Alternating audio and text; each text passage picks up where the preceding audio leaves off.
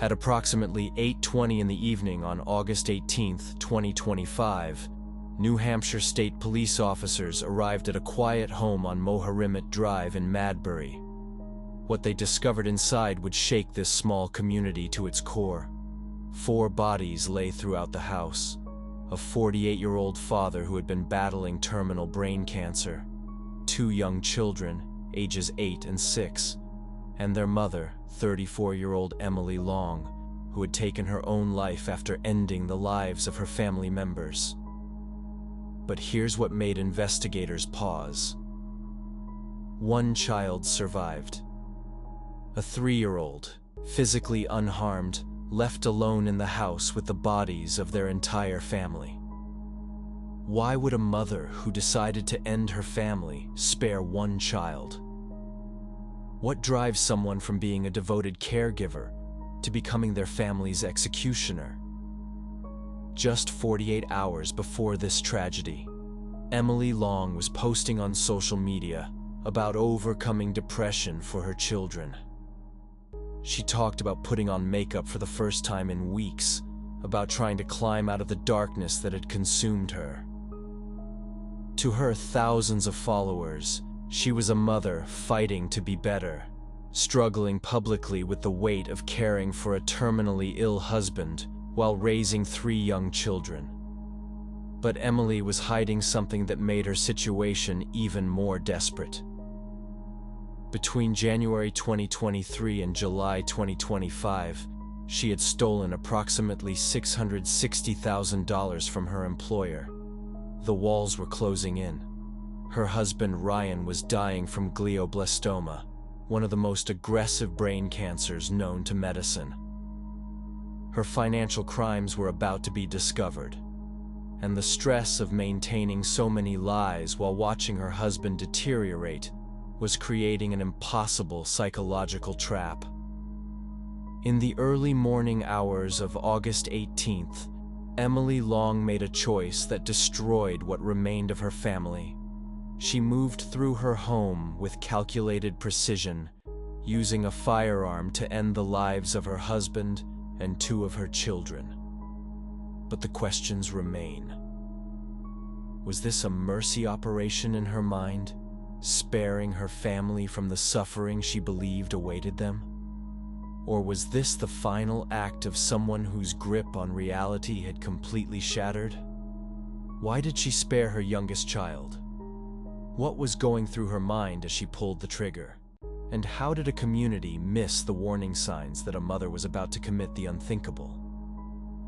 Ryan Long wasn't just any husband and father. At 48 years old, he had dedicated his career to helping children navigate their emotional struggles as a school psychologist at Oyster River Middle School. He also taught part-time at Plymouth State University, using his expertise to train the next generation of mental health professionals. By all accounts, Ryan was the kind of person who made everyone around him feel heard and understood. Emily Long, 34, worked as the director of operations at Wingett's, a restaurant in Hampton, New Hampshire. She managed the chaos of restaurant operations while trying to maintain stability at home. To the outside world, the Longs appeared to be a hard-working family doing their best to provide for their 3 children, 8-year-old Parker, 6-year-old Riley, and their 3-year-old toddler. But behind closed doors, the Long family was drowning. In early 2025, Ryan received the diagnosis that would ultimately seal his family's fate: glioblastoma. It's the kind of brain cancer that offers no hope, only a timeline. The median survival rate is just 12 to 15 months. The tumor doesn't just threaten life, it fundamentally alters personality, cognitive function, and the ability to be the parent and spouse you once were. Emily began documenting their journey on social media in April 2025. Her posts revealed someone trying desperately to hold everything together while watching the man she loved slowly disappear.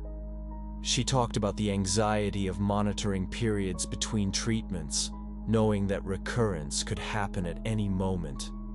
She described the exhaustion of watching Ryan's brain swell, seeing him struggle with symptoms that made him unrecognizable. In one particularly heartbreaking post, Emily spoke about what she would miss most about Ryan. It wasn't grand gestures or special occasions.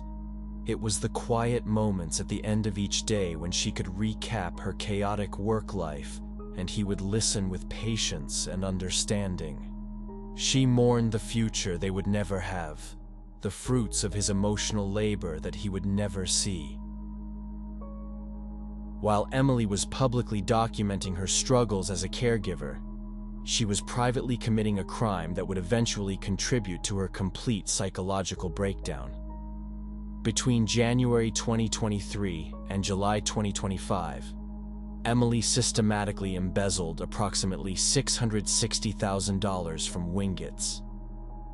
Derek Pfizer, the owner of the Hampton location, would later confirm the theft. The timing is significant. The embezzlement began around the same period that Ryan's health issues likely started manifesting, though his official diagnosis came later. Whether Emily started stealing to cover mounting medical bills or for other reasons remains unclear. What is clear is the psychological pressure this created. Emily was maintaining a facade of strength on social media while privately stealing money from her employer. She was caring for a dying husband while hiding her crimes from him. She was trying to be a present mother to 3 young children while carrying the weight of knowing her theft would eventually be discovered. The cognitive load of maintaining so many deceptions simultaneously can push even the strongest person toward a breaking point. Caring for someone with glioblastoma creates a unique form of psychological torture. Emily wasn't just worried about losing Ryan. She was watching him change before her eyes as the cancer attacked his brain. The man who had taught her how to be vulnerable, how to ask for help, how to be a better partner, was slowly disappearing. Her social media posts from the months leading up to the tragedy reveal someone drowning in anticipatory grief. She was mourning a husband who was still alive while simultaneously trying to be strong for children who didn't understand why everything was changing. Her 8-year-old and 6-year-old were old enough to sense something was terribly wrong, but too young to process the reality of terminal illness. Emily mentioned that even her 3-year-old was showing signs of behavioral changes, which concerned her deeply. But she felt there were limited options for therapy for someone so young. The entire family system was under severe stress, and Emily was the one trying to hold it all together. On Sunday, August 16th, 2025, Emily posted what would be her final video on social media. She had put on makeup and real clothes for the first time since a family trip to Cape Cod in July. She was trying to pull herself out of what she called a rut. She acknowledged that her kids were struggling and that she was starting to notice changes in her youngest child. To anyone watching, this seemed like a mother trying to fight her way back to normalcy. She was being honest about her struggles, but also expressing determination to be better for her children. Nothing in this video suggested that within 48 hours, she would end the lives of her husband and 2 of her children. At approximately 5:30 in the morning on Monday, August 18th, Emily Long retrieved a firearm from somewhere in their home on Moharamit Drive. What happened next was methodical and devastating. Emily didn't act in a moment of rage or sudden passion. The evidence suggests she moved through her house with calculated precision, targeting each victim individually. Ryan Long, already weakened by his battle with brain cancer, suffered multiple wounds from the firearm. 8-year-old Parker and 6-year-old Riley were each shot once in the head, execution-style attacks that speak to a chilling level of deliberation. But Emily spared her youngest child. The 3-year-old was left physically unharmed, sleeping in their room while their family was being systematically harmed just feet away. After ending the lives of her husband and 2 children, Emily turned the weapon on herself, causing her own death from a self-inflicted wound to the head. By 8:20 that evening, New Hampshire State Police responded to the Moharimet Drive home. What greeted them was a scene that would haunt even veteran investigators. The positioning of the bodies and the evidence throughout the house told a story of methodical violence carried out by someone who had reached the end of their psychological rope. The surviving 3-year-old was discovered unharmed but alone in the house with 4 bodies. Imagine being that young child, waking up to silence where there should have been the sounds of breakfast being prepared or siblings playing. Instead, there was only terrible quiet. Attorney General John M. Formella's office moved quickly to coordinate the investigation.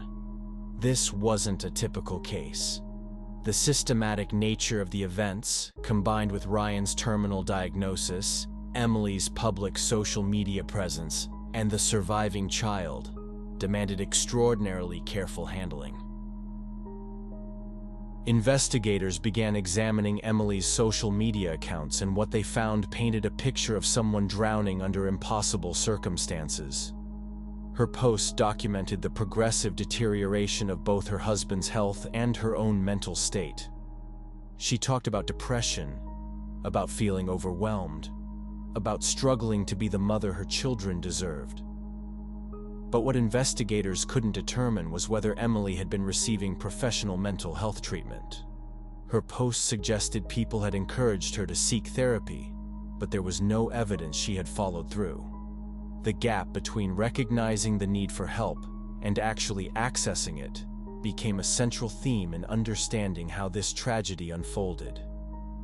When you're caring for a terminally ill spouse, there's often no time or energy left for self-care. Every moment is consumed by medical appointments, managing symptoms, trying to maintain normalcy for the children, and simply surviving each day. As the investigation continued, Emily's embezzlement scheme at Wingett's came to light. She had stolen approximately $660,000 over a period of more than 2 years. The psychological pressure of hiding such an elaborate theft while caring for a dying husband and 3 young children created what investigators described as a perfect storm of desperation. Whether the theft was motivated by mounting medical bills or represented a separate psychological break remains unclear. Glioblastoma treatment is devastatingly expensive even with insurance.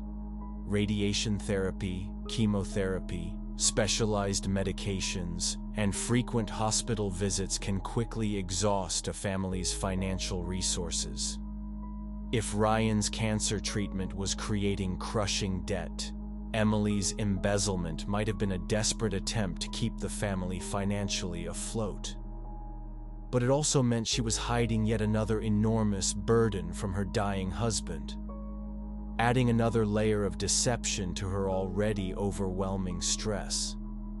The Madbury community, a small town where everyone knew each other, struggled to process what had happened. Ryan Long's colleagues at Oyster River Middle School faced a particularly complex grieving process. Their friend and colleague had been fighting terminal brain cancer while trying to continue helping children navigate emotional challenges. Now they had to process his violent death at the hands of his wife. The school district immediately offered counseling services, recognizing that a tragedy of this magnitude would create traumatic ripples throughout the entire educational community. Students who had been helped by Ryan in his role as school psychologist suddenly needed the kind of support he would have provided. The Madbury community organized vigils and support systems for those affected. But how do you make sense of something so senseless? How do you explain to a community that someone who appeared to be fighting so hard to survive and be better for her family could commit such devastating acts? The 3-year-old survivor was immediately placed in the care of maternal and paternal grandparents and an aunt. But the long-term psychological impact of surviving such trauma remains a concern. This child will grow up knowing their mother ended the lives of their father and siblings, but chose to let them live. They will also have to process the fact that their father was already dying from an incurable disease. The layers of grief, confusion, and potential survivor's guilt this child will carry are almost incomprehensible. They lost their entire immediate family in a single morning, one parent to cancer's slow progression, and the other 3 to sudden violence. Child psychologists have theorized about why Emily might have spared her youngest. Perhaps she saw the toddler as too young to remember their father's illness. Maybe she viewed the youngest as the only family member who hadn't been traumatized by watching Ryan deteriorate. Or possibly Emily's psychological break was interrupted by some remaining maternal instinct that couldn't complete the final act. Unlike most family annihilation cases involving male perpetrators seeking control, Emily's tragedy stemmed from a devastating convergence of anticipatory grief, financial desperation, caregiver burnout, and untreated mental illness. The investigation found no single cause, but rather multiple factors that overwhelmed her coping mechanisms. She wasn't a monster. She was a person who shattered under impossible circumstances. The warning signs were there. Emily publicly documented her depression, acknowledged her children's struggles, and expressed anxiety about Ryan's declining health. But maintaining a facade of determination while privately unraveling demonstrates how well people can hide psychological crisis. Recognizing someone is struggling differs vastly from recognizing they're about to commit violence. Mental health advocates now cite Emily's case to highlight caregiver burnout's dangers. Accessing mental health care while managing a dying spouse, working full-time, raising children, and hiding embezzlement creates seemingly insurmountable barriers. Emily's suicide meant no trial, no accountability, no answers. The Attorney General confirmed the murder, suicide, and embezzlement, but her final mental state remains speculative. Emily simultaneously loved her children enough to publicly fight for them and made the incomprehensible choice to end their lives. Both truths exist, defying easy explanation. Ryan's death was especially tragic. Glioblastoma would have claimed him anyway within months. Instead, he died violently at the hands of his partner. The irony haunts those who knew him. A mental health professional whose household spiraled toward catastrophe while he fought brain cancer that may have eroded his ability to recognize the warning signs. 8-year-old Parker and 6-year-old Riley had their futures stolen. The community held memorials, struggling to reconcile the devoted mother they knew with the person who committed such violence. The surviving 3-year-old now lives with extended family, processing unimaginable trauma. The Madberry community continues healing, but questions persist. Why spare one child? Could treatment have prevented this? Emily Long's story remains a devastating reminder that terminal illness creates cascading victims, and the person holding everything together may be most at risk of falling apart. If you or someone you know is caring for a terminally ill loved one and feeling overwhelmed, please reach out for help. Mental health support can save lives. Share this video to raise awareness about caregiver burnout, and subscribe to stay informed about cases that remind us why supporting struggling families matters. Together, we can work toward preventing future tragedies by recognizing warning signs and offering help before it's too late.